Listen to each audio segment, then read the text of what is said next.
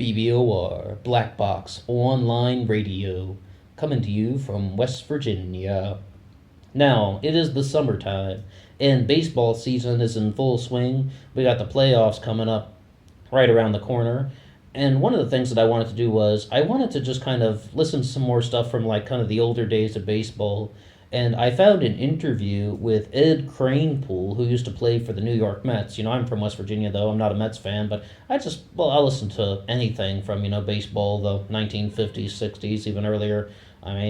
Sports fan. So I was listening to that one, and it was featured on a channel called The Strand Bookstore. And Ed Kranepool was talking to a guy who wrote a book called Summers at Shea, all about the New York Mets.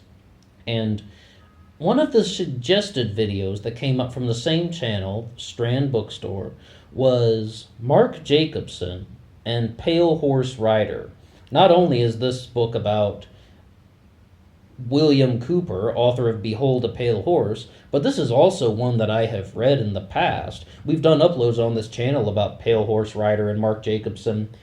And the thing is, though, with this one is that, they talked a lot about it, but in the book, I said that this is one that I have to read again because I have to kind of go through it and cut out all of the fluff and just find the big points, the big ideas.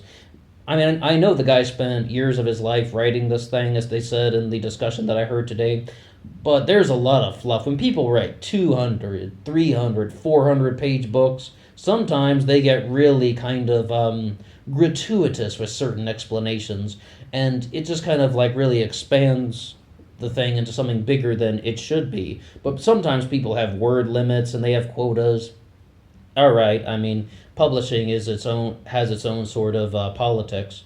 But they're talking about William Cooper and the book Behold a Pale Horse. We'll get into some of the big things about the book, so stay tuned. But it's like one of the first things I would really take exception with is Mark Jacobson really tries to present William Cooper as somebody who was a right-wing conspiracy theorist. He's saying that he's just right-winger catering to right-wingers, and I believe that William Cooper said very clearly that he was completely contrary to that. I've been listening to some of the radio segments from the Hour of the Time, William Cooper's radio show, and there's a great documentary about him called The Hour of Our Time, and the documentarian is actually featured in the episode that I was watching today. And it's like, William Cooper said something that, if you are ever left or right, that means you have an agenda. And when he said that he was not left or right, he's just like an anti-partisan because all he wants to do is tell the truth. One of the first notes I would say about this Behold a Pale Horse is it was horrendously influential on Alex Jones. Even if you just listen to William Cooper and you just listen to Alex Jones, they are monumentally similar, enormous parallels. And I actually learned, though, that Alex Jones used to just stay up listening to William Cooper, like how some people would stay up late, just goofing off on the internet in our current age. Alex Jones would do that, except with William Cooper's material. So he was like probably the largest influence on Alex Jones. I even put forward the possibility that Alex Jones could have been influenced a lot by Lyndon LaRouche, but the only way to know about that is if I can ever talk to Alex personally. But let's get away from him for a second. But we have some other things about Behold a Pale Horse that I learned. Behold a Pale Horse is perhaps, the most influential conspiracy theory book in all of, American conspiracy theory literature. And I don't necessarily like that term conspiracy theory, but one of the things is Louis Farrakhan from the Nation of Islam uses the book as kind of like a propaganda piece or just an educational piece. It's almost just like this is a template on how the world is structured. Every year, Louis Farrakhan buys 20,000 copies of the book and, distributes it to people who are associated with the Nation of Islam. Behold a Pale Horse is actually the most shoplifted book from Barnes & Noble. And that they have to keep it behind the counters. If you want to buy Behold a Pale Horse from Barnes & Noble, you're supposed to ask for it at a counter because when they kept it out, on display cases, people would shoplift it. It is also very heavily read in prisons. And these are all things that I came away with from Jacobson's discussion at the Strand Bookstore. And you just gotta wonder, where's this all going to? Where's this all coming from, rather? I would say, though, that Behold a Pale Horse is something that provided a lot of explanations, perhaps. It probably highlighted a lot of issues. And one of the issues, though, that I really say about William Cooper versus Alex Jones is William Cooper was really on the right track with a lot of ideas. And we even did an upload on this channel called William Cooper Ancient Magic Religion. And he really talks a lot about the foundations of human civilization. And maybe Alex Jones has said those things. I haven't heard every single 4-hour radio show that Alex Jones has done, but I've heard a lot of his things. And he often brings in an expert to come on to his show, or a guest, we should say, not an expert, a guest, to talk about things like civilization. And I swear, though, I've heard Alex Jones do segments about Plato before on InfoWars.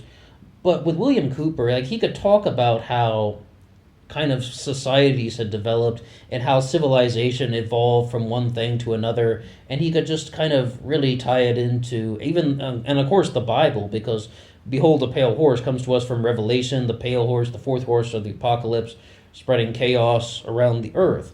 And that's how William Cooper was introduced to me. I had found out about him before from the Facebook page for The Mind Unleashed, but I was watching a presentation on UFOs from C-SPAN of all things, and they couldn't get very far in without talking about William Cooper and just saying that this guy he linked together a bunch of different conspiracy theories, and that was before I learned the term super conspiracist. I told you I would take exception with the term conspiracy theory, and on the second upload I ever did for BBOR, I would say, though, that we do have a major problem in our culture about as soon as we try and label conspiracy theories as what they are, that name, you get a bunch of names that come along with that. Conspiracy nut. Conspiracy theorist is kind of associated with someone who is kind of crazy or something. We need to be treating this as the work of independent investigators. And if I ever write a conspiracy theory skeptic book, that's what it's going to be called. Independent investigators. Look out for that in Barnes & Noble, and please don't shoplift it, because I'm only going to sell 5 copies anyway. Yeah, but look out for that title, Independent Investigators, because that's what these people could be viewed at. And I think that would really kind of change the climate about how we view the subjects. Because as soon as you put out the concept conspiracy theory, 2/3 of America is going to think that you aren't telling the truth. 2/3 of people are just going to dismiss it. Oh, that's a conspiracy theory. They're not approaching things with an open mind. And William Cooper dealt with that stuff a lot. I would say, though, that it's going to be kind of difficult to absorb everything that William Cooper put out. He has a lot of dedicated followers even to this day, and obviously you see that Behold a Pale Horse is still distributed very, very frequently, and a lot of people are finding out that a lot of the material in there is just as they said, like Louis Farrakhan using it as a template for what the message that he wants to convey to followers. And it kind of has this whole notion of there is this type of New World Order thing going on. But we've talked about some of that on the channel recently, just about what we really need to address, though, with anything associated with the development of civilization. It's the consequences of top-down leadership on humanity have resulted in kind of a corrupt power game where people are just trying to do corrupt actions to cut their way to the top of the power game, because these people want to stab the king in the back, or what was it in Macbeth or something? Does Macbeth stab King Duncan while he's sleeping or something like that? They want to be that person. So many people want to be that person if they could, as long as they can get away with it. And what does that lead to? I mean, that leads to people that will kill for power. And imagine that on a scale of global proportion, because that's what we really have. That's what we have. We have this kind of top-down leadership approach where people are trying to fight their way to the top, and then the person at the top has to use all of their resources to fight back, and then they begin to think that what if all of humanity is trying to get to the top and try and steal the power of not only me, but also the other people I know that are part of this power network, say like an oligarchy, if you can imagine. So then they just use their resources to fight off other things that could be potential threats. And then that kind of leads to the concept of oligarchy, hoarding power and wealth and security all for themselves and unleashing havoc upon the world. Because If anything, they're better off with us oligarchs in power because, yeah, we're evil, but oh, I guess we're just evil. Okay, so that's kind of like the kind of New World Order stuff that we're dealing with. The mechanism by which power is pushed toward the concept of oligarchy, and oligarchy is kind of sucking up all the resources and benefits of society. And there's really a lot that can say that. And a lot of the things that I do mention, everything I was just saying, that is coming to us from William Cooper. He talked about a lot of those things. He talked about the power dynamic so much in a way that Alex Jones really didn't kind of convey to me. Alex Jones is all like, "Rah, globalists, we're coming for you," and that stuff. But William Cooper does have his shouting moments. I've definitely noticed that listening to his radio show and just I mean, he definitely does do the whole angry things. And like I said, you can just tell that Alex Jones is kind of using Cooper as a model. But that means that William Cooper was a very influential guy. He was also someone that was kind of described as perhaps irritable, to say the least. And I mean that's kind of like a mild word. Even to say that high school students would kind of just harass him on his property just to make kind of Mr. Cooper come out and start shouting at them. And maybe we're kind of reading too much into that. That's not really my own observation. That was something brought up by Jacobson as well. I mean, who wouldn't do that? I mean, people are harassing you, and someone got angry. I mean, I guess he really is really trying to highlight the dark side of William Cooper, who was killed in a shootout with the police, mind you, by the Apache County Sheriff's Department in Arizona, and it's a very bizarre thing. I believe that he actually died around midnight, sometime in the night, and his body was lying on the ground for 15 hours because they thought that his home was like rigged and booby trapped with like firearms. If you opened the door, it would sort of shoot firearms out or some other potential explosive device. So they had to have a robot go up and make sure that the thing was safe and kind of search the premises, and they couldn't approach the body for some reason. A lot of people say that it was the feds that took him out because he was sharing things. One of the other things that I heard about Behold a Pale Horse and just William Cooper in general is that he kind of put forward the theory, and this is at least something that they were discussing. I haven't read this from Cooper writing specifically, but that JFK was actually assassinated because he was trying to reveal the existence of UFOs.